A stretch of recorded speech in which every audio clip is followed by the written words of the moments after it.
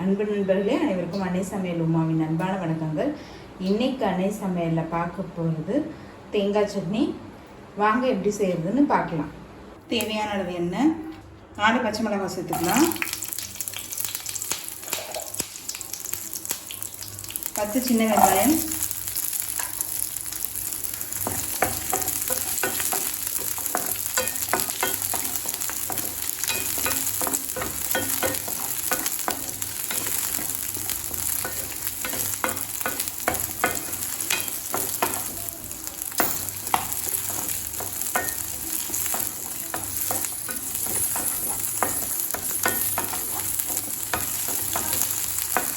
லேசாக வதக்கினா போதுங்க. இந்த அளவுக்கு வதக்கினா போதும். 4 பல் பூண்டு எல்லாத்தையும் வதக்கியாச்சு. இப்போ இது கொஞ்சம் நேரம் ஆறட்டுங்க.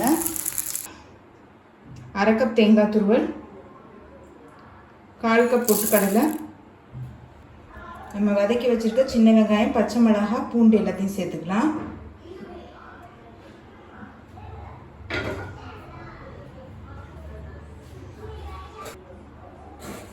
தேவையான அளவு உப்பு,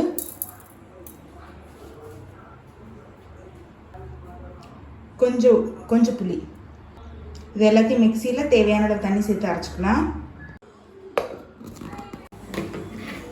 இப்போ மிக்சியில் எல்லாத்தையும் அரைச்சி வச்சுங்க. இப்போ சட்னியை தாளிச்சிக்கலாம். தேவையான அளவு எண்ணெய், 1 டீஸ்பூன் கடுகு, கொஞ்சம் உளுந்து, கொஞ்சம் கருவேப்பிலை, கொஞ்சம் பெருங்காயம், 1 காஞ்ச மிளகாய். இப்போ சட்னி தாளிச்சிக்கலாம்.